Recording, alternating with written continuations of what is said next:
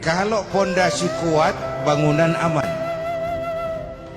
Pondasi rapuh, bangunan runtuh. Pondasi mencong, bangunan bengkok. Bangunan mah bagaimana pondasinya. Orang hidup bagaimana keimanannya. Iman abstrak, nggak kelihatan, tapi bisa dinilai.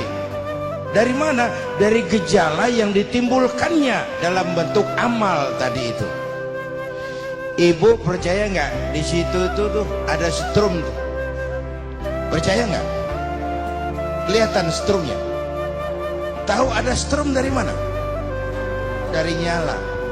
Kalau ada strum, lampu nyala. Kalau ada strum, mic bunyi. Kalau ada strum, kipas angin muter. Kalau ada iman, sujud. Kalau ada iman, jihad. Kalau ada iman, sodako. Sekarang strum ada, lampu nggak nyala, anak-anak juga ngerti, Pak, itu namanya koslet.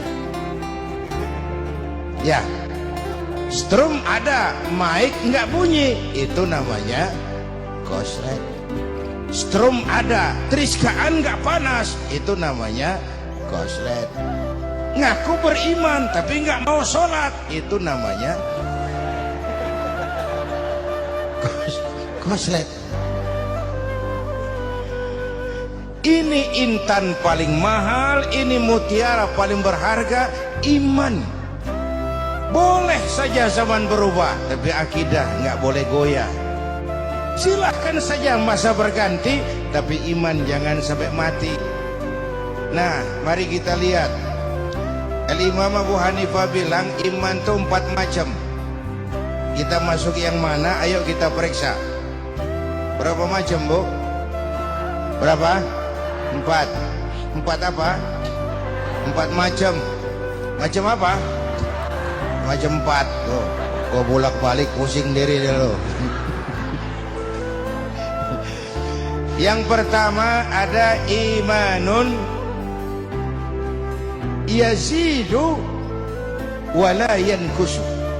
Ada iman yang tambah terus, nggak pernah kurang. Ini contoh buat kita. Tambah, dan nggak pernah kurang. Ini siapa? Imanul anbiya wal mursalin. Imannya para nabi, imannya para rasul. Buka sejarah. Nggak ada nabi yang dianak emaskan. Semua diuji, dicoba, macam-macam penderitaan dalam berjuang menegakkan keyakinan. Tapi makin berat ujian, makin berat perjuangan, makin mantap iman. Belum pernah kita baca sejarah ada nabi minta berhenti. Nggak kuat Tuhan, bubar aja lah. Nggak. Makin dihantam cobaan, makin kuat iman. Ini iman yang harus kita contoh. Kan ujian yang paling berat yang menimpa para nabi. Di bawah itu para aulia, para wali. Di bawah itu baru para ulama. Ke bawah dan ke bawah diuji tiap orang menurut kekuatan imannya, menurut keteguhannya berpegang kepada agama. Makin tinggi iman, makin besar bisikan iblisnya. Jadi kalau kita ini iman tipisan, yang goda tuh iblis recehan aja. Ini yang begini gua senggol juga miring nih. Udah, iblisnya kecil-kecilan aja. Tapi makin tinggi kualitas iman, makin berat juga iblisnya itu. Bapak Ibu dan pemirsa TV One. Jadi pada tingkat pertama tertinggi, iman yang terus bertambah dan tidak pernah berkurang. Kesitulah kita mencontoh imannya para nabi dan para rasul. Yang kedua, ada iman itu yang la yazidu wa la yankusu. Tidak bertambah, tidak juga berkurang. Ini namanya iman stabil. Dari dulu sampai gini hari imannya begitu aja. Dari tahun atu sampai sekarang. Begitu aja imannya, tambah enggak, kurang enggak. Iman jenis apa ini? Ini imannya para malaikat. Dari dulu ya gitu aja.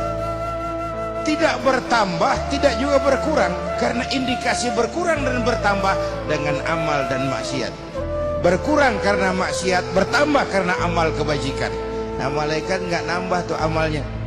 Ada malaikat yang sejak diciptakan disuruh tasbih, tasbih aja, yang lain nggak.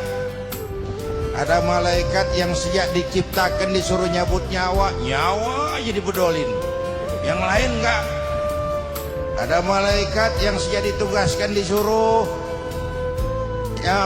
nyampain wahyu aja urusannya, yang lain enggak.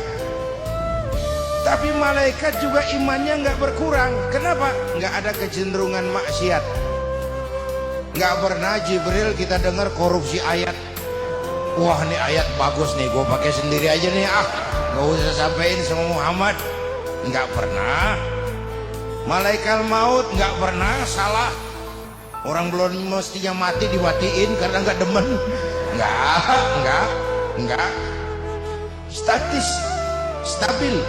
Dari dulu sampai sekarang imannya seperti itu saja. Tambah tidak, kurang pun juga tidak.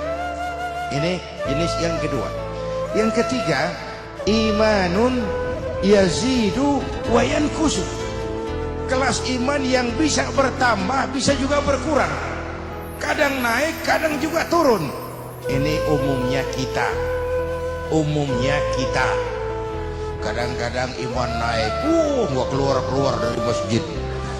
Masya Allah, la ilaha illallah, la ilaha illallah. Naik. Kadang-kadang iman turun 3 bulan nggak ke masjid. Mengalami grafik pasang surut, naik turun. Itulah romantikanya. Itulah perlunya menjaga nilai keimanan itu. Kalau dia turun jangan sampai terlalu drastis. Syukur bisa naik dan itu perlu tahapan.